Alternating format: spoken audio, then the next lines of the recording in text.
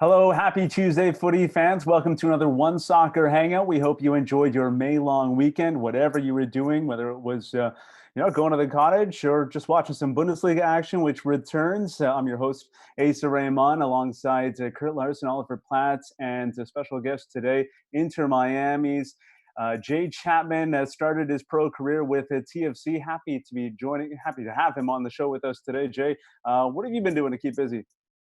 Yeah, thanks for having me on the show. Good to see you guys. I just been doing some workouts and stuff like that with the team. The past few, I think this is like our start of our third week that we've actually been able to kind of get together and get some training sessions in. Not like we like as a full team, but we're kind of doing it in groups of 10 where the fields are divided up and stuff like that. So. Just trying to start to get kind of back into the flow of things, and hopefully within the next few weeks we're able to kind of get something going and able to kind of get like full team trainings and stuff. And so just been keeping busy. Obviously staying home, but just trying to work out as much as possible.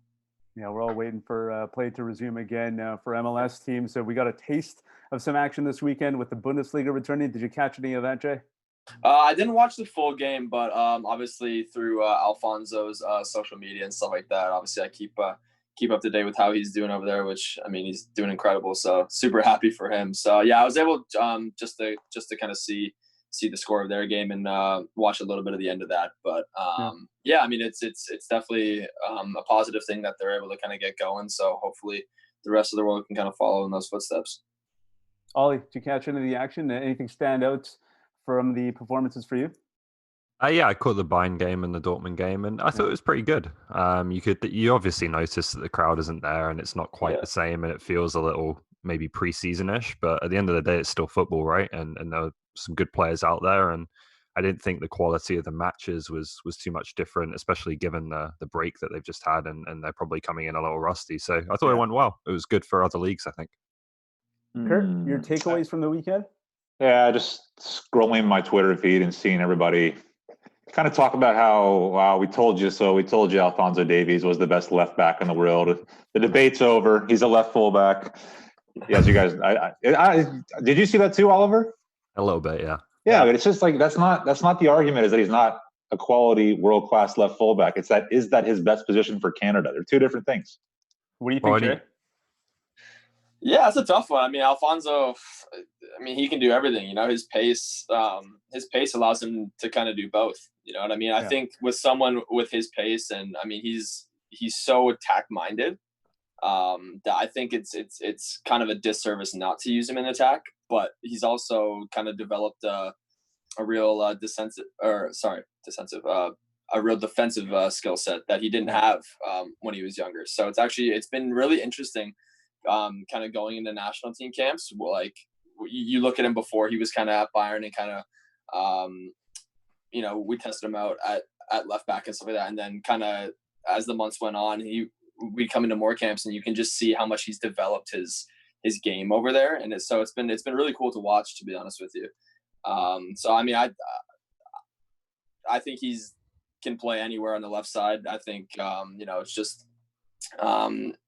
tactically, what you need from him in a game. If it's a game where we're going to be the aggressors and we're pushing for goals, then I definitely think that you want to kind of put him in maybe a more advanced position. But if it's a game where it's going to be kind of more neutral and we need someone to hold down the left side defensively and still get forward, I think maybe play him a little bit back. But I don't think it really matters where he plays as long as he's on the field, to be honest with you. So. Mm-hmm. And it's different. Canada's different to Bayern Munich, right? Like the Bayern Munich left back doesn't spend a lot of time in his own half, so he's still in. He's level with the forwards, Ollie.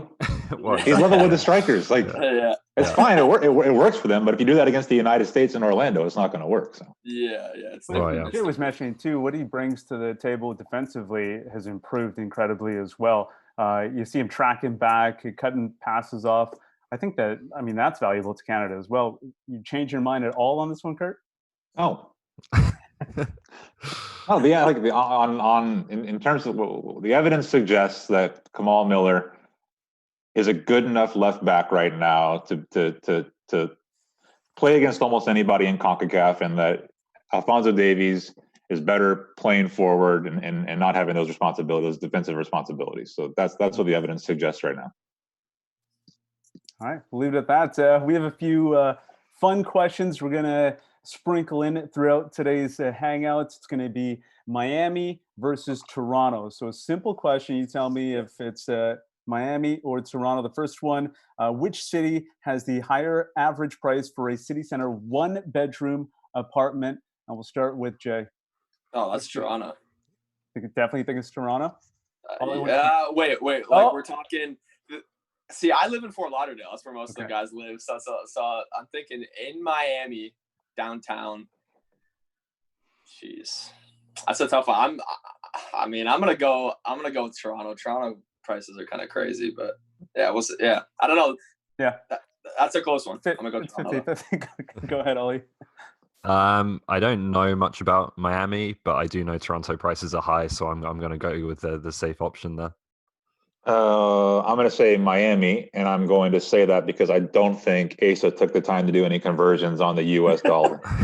Actually, yeah, we got to talk about that too. I did take into account the conversions. I actually worked on this with Luke, and we went over the numbers. And it is Miami. I got it right anyway. $90. I got it right anyway. Toronto, 221. So Miami with the slight edge. Slight edge. Jay, did you think you'd be coming on to give us a full analysis of Alphonso Davies and then talk Miami real estate? Or to be fair, no. I mean, the social interaction is good. Whatever questions you got, I'll answer. It's no problem. Well, let's go back to how you ended up in Miami back in November. Since from Toronto, wondering how you found out about the move to Inter Miami. Yeah. So it was obviously my contract year, my last year, and there was some discussions, definitely on me potentially, signing a new deal at Toronto. But I never really felt like, for many different reasons, I just felt like I never was really able to kind of get myself into a starting role there, just through depth of the team and things here and there. So there was definitely contract talks, and then halfway through, actually I don't even know if maybe at like the beginning of the summer, I was speaking with my agent, and there was an interest from Inter Miami that came through, and I definitely wanted to explore that. Obviously, it's David Beckham's team. He was actually my favorite player growing up, so I obviously had to explore that and just see what that offer was about. And we started talking a little bit, nothing super serious. And then they came in, with a full kind of offer and thing like that. So, and it was something that, I just kind of looked at my time in Toronto, and it was incredible. It's that's my home. And, I kind of just felt like I was in sort of a little bit of a comfort zone there. And I needed something new. I needed, a new place to go, to try and, just take my career to the next level, and just, experience something new.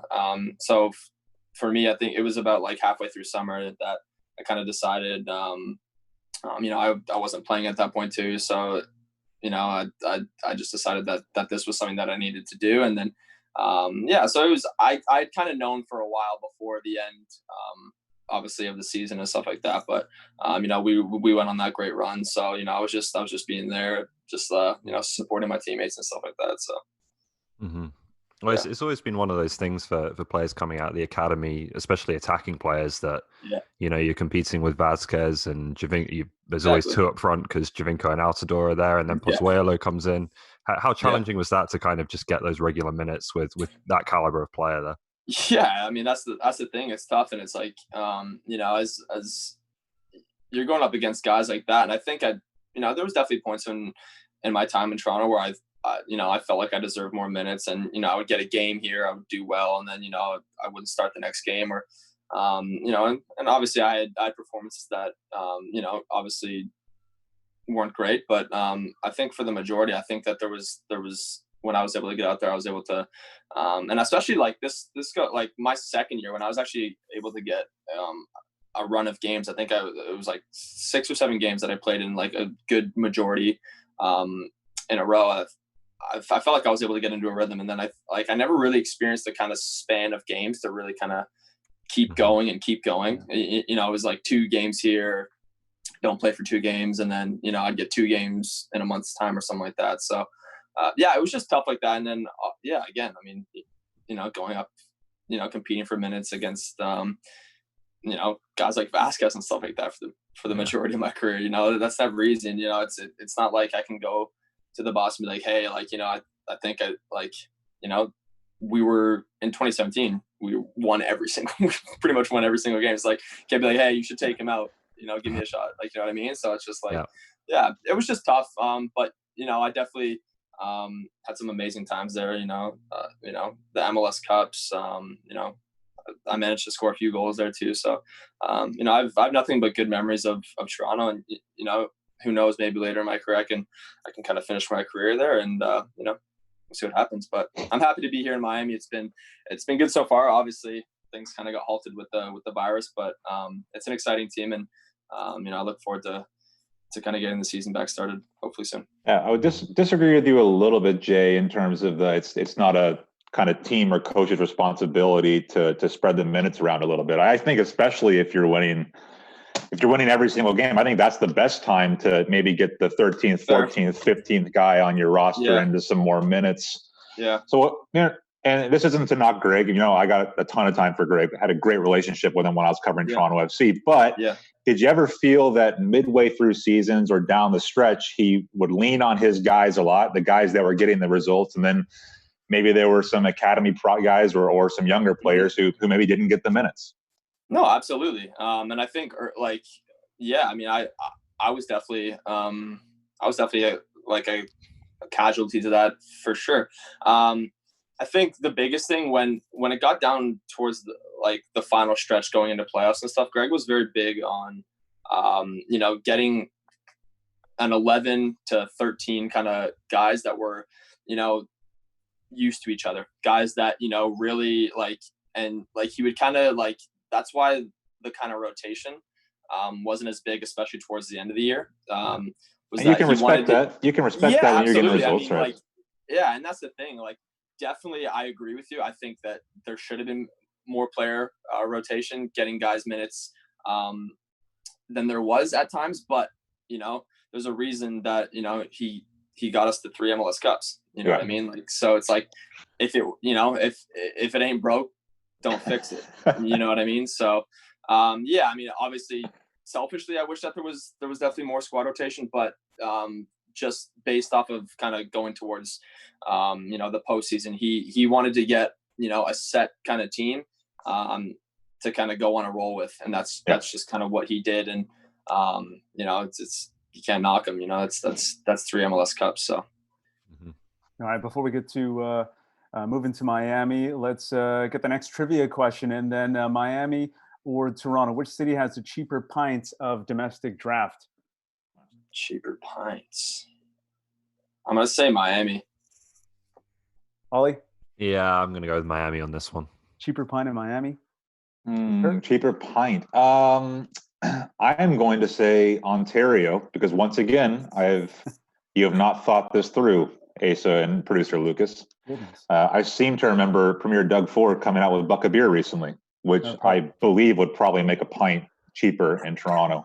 Was that that wasn't draft though, was it? I haven't heard that. Could be. So I don't think that has anything to do with the draft prices. Nonetheless, Kurt, you're right again. Oh wow! For me to admit, yeah, Toronto $8, Miami $8.36. Oh God, you hate well to researched. See it. He's well researched. To Canadian dollars. Don't you hate to see it in advance? Yeah. Kurt knows his beer, though. I'll give him that. Kurt does know his beer. Fair enough. All right, Jay, move to Miami. A new chapter in your MLS career. What are your personal goals with the new club now? Yeah, so I think this is obviously a new step for me. It's a big step for me. Just, you know, kind of moving out of a place that I was so comfortable with, and so I think it's the, you know, become a starter here and really kind of thrive with a new team and try and be a part of a successful winning expansion team, which is not always easy, right? So it's kind of taking my career forward and becoming a regular starter in this league. And it was tough because I missed, like, at the beginning of the year, I missed like the majority of preseason just due to my green card issues, which I finally got. So that's no problem. But yeah, I had to miss like the first, I think it was like 3-4 weeks of preseason because I was stuck in Montreal just waiting for the whole green card stuff to go through. And then I kind of came for the last like week and a half. So I was a little behind the 8 ball just going into the beginning of the season, just in terms of like fitness issues and stuff like that. But right as soon as the season kind of stopped was, I was really kind of finding my form and stuff like that. So it's a little disappointing, but I've been working, me and the rest of the guys have been working out really hard. I think probably more than other teams around the league. So I think we'll be ready to go, once we can kind of get the season back started. And, I look forward to kind of taking my opportunity for sure. Yeah, Jay, part of kind of being rotated in and out of the side in Toronto and coming off the bench a lot means you also play a lot of different positions. You kind of plug in where you needed to. What do you think is your best role, and does it matter to you that you stick in one spot, or is versatility? Yeah, that's the thing too. Yeah, I'm glad you mentioned that. That was one thing. I mean, for me growing up, I was always, kind of like a 10. Like, I find my best position is when I'm able to get the ball, just right behind those kind of defensive midfielders, and I'm able to kind of create chances. I feel like that's my best attribute, is to be able to create chances.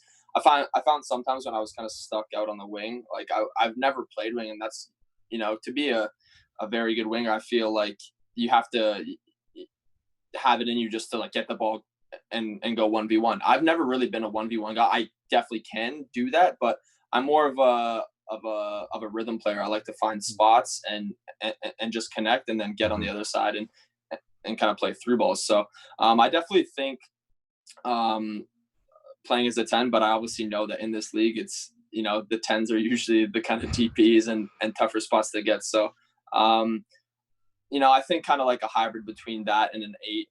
I think I have good stamina. I'm able to run. I'm pretty athletic. So, kind of an attacking midfielder anywhere in there is where I would see myself. But wherever I have to play to get minutes is what I'm going to do. So. Mm-hmm. Yeah, what do you think is more valuable to a team, to a coach, than being versatile or excelling in one position? Where would you put your focus? Yeah, that's tough because I think at the end of the day, you have to, you definitely have to think about yourself and your career and what's best for you. But at the same time, you also, soccer's a team sport. So I think, you have to, at times, maybe you're playing a position that's not necessarily what makes you happy, but if it's something that's going to be successful for the team, you kind of have to bite the bullet on that, right? So for me, I think what fans, what analysts, what people are going to see the best of me, I think it's in a more attacking role. But at the end of the day, you have to do what the coach, right. You have to buy into what the coach is saying. So that's that was the thing in Toronto. I think when I played out on the right, I showed that I was able to play there. But definitely wasn't my best position. So it was, I wish I had more opportunity to kind of just play underneath the striker and show what I can do there. But we didn't really play that kind of formation either. So there's a little bit, yeah.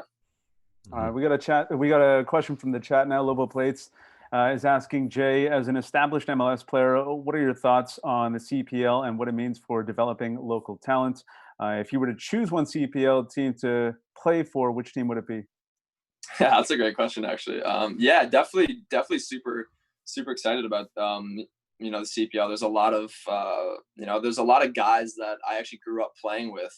That whether that was they didn't end up going to school or they didn't have the right kind of pathway, didn't end up, like, they had no place to kind of try and go pro. It was always either you have to go MLS, and it's definitely not an easy thing to do. So there's a lot of guys that I grew up with that are playing CPL that, it's awesome to see them get, a chance at a professional team. So, and I think it's great. I think the first season was awesome. Obviously, Forge winning it. I know a lot of guys on that team that are really good players, and I was actually able to, to watch, a decent amount of games of that, and the fan bases are there. It's only going to grow. I think for the first year it was a huge success, and can only go up from there. So it's just fantastic that Canada actually has a league, and Canadians that may have fallen through the cracks are able to kind of get a shot. It's always been tough in Canada. You kind of have to be in the right situation. You either have to go away to school, or you have to be a part of an academy, and even then it's always tough to be a part, be an academy guy, be really young, and kind of make your way all the way up to the first team. That's not always been an easy thing to do for people. So I think the CPL is a really big stepping stone, and I think you're going to see more guys coming through there, and going on to even bigger teams. I think there was just a recent sale to a European team, correct? Yeah, maybe yeah. Going to so it's huge. Waterman was a bigger deal. Yeah. Yeah. So it's being ignored. People are ignoring it. Waterman to Montreal Impact was a bigger deal than Estevez to the Eredivisie team. I'm telling you. Well, Jay, you mentioned you watched the teams. You watched the teams. You watched the games. Jay, who are you playing for? Yeah, that's a tough one. I think I would have to go. I think I have to go with York 9, to be honest. Just because that's closest to home. I grew up playing around the York kind of area. It's close to Toronto. I love the city. I obviously Jimmy Brennan, who's the head coach there.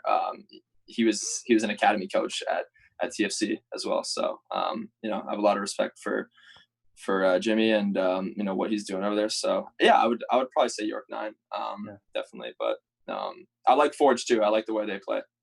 Kurt's got the York 9 hat on, so he's probably in favor of that. Yeah, for sure. All right, another Miami versus Toronto question. Which city has a later last call? We'll go to Kurt first, hoping he doesn't sweep this game. Latest last call? Later last call? Yeah, later last call. We talking to the places I go into in secret in Toronto, or are we talking about the real ones? No. Yeah, there's some establishments. Listen, there's some places that stay open all night. I'm gonna say Miami has like a 4 a.m. or something. Yeah, I'm taking Miami on this one. Yeah, I honestly haven't. Yeah, things kind of closed down. Like I haven't even actually been able to kind of do anything. But I would definitely say Miami. I mean, Miami's all right. Yeah. Like Miami's kind of a different beast when it comes to nightlife. So I would definitely say Miami. That was an easy one. Everyone gets it. 5 a.m. apparently in Miami. Yeah, I could see that. There's definitely probably some places that stay with the 5 a.m. Well, what's the point of even having a last call? Like what? Yeah, exactly. Shut down for a couple hours and open it back up. Yeah, last call restock for an hour, then get up for your job. Yeah. I'm in bed by 9 p.m. every night now, so it doesn't matter anyway. Yeah. All right. I'm not joking. Last discussion here. You joined Inter Miami recently, but you had a good run with TFC. You saw TFC really rise. You were part of the MLS championship side as well. Yeah. We want to know what the greatest memories were. We'll go around the table, though, and talk about some of ours, and go to Ollie first. We're choosing them for you.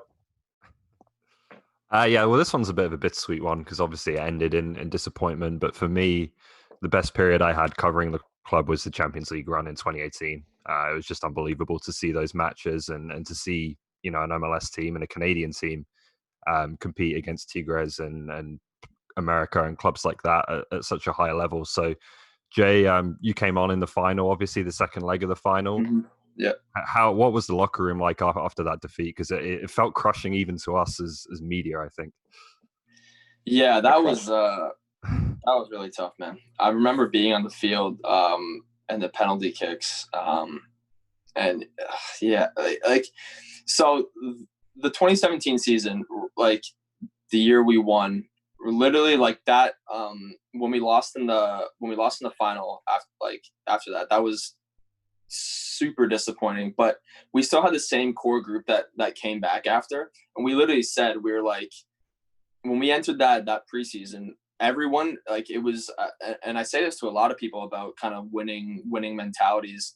When we came back that season, literally everyone in their head was just like, we're not losing. And it was just like, it was a complete team that had the exact same mindset, and a group of guys that literally just put that mindset to fruition. And everyone just, like, every training session was hard work. Nobody bitched. Nobody, sorry for the word, but like nobody complained. Yeah. Like, nobody complained. It was every session. Nobody took a day off, and it was just, we knew we were winning that season. Every game we went into, it was like, nah, we're not losing. Like, there's no way. And obviously we ended up winning.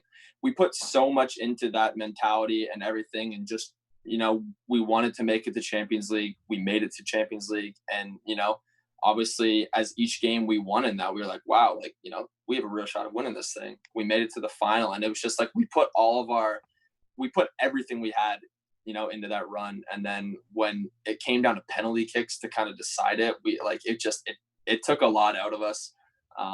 So yeah, it was very tough. It was probably the toughest thing that I've had to deal with, just in terms of being on such a high and then it all kind of just crumbling down.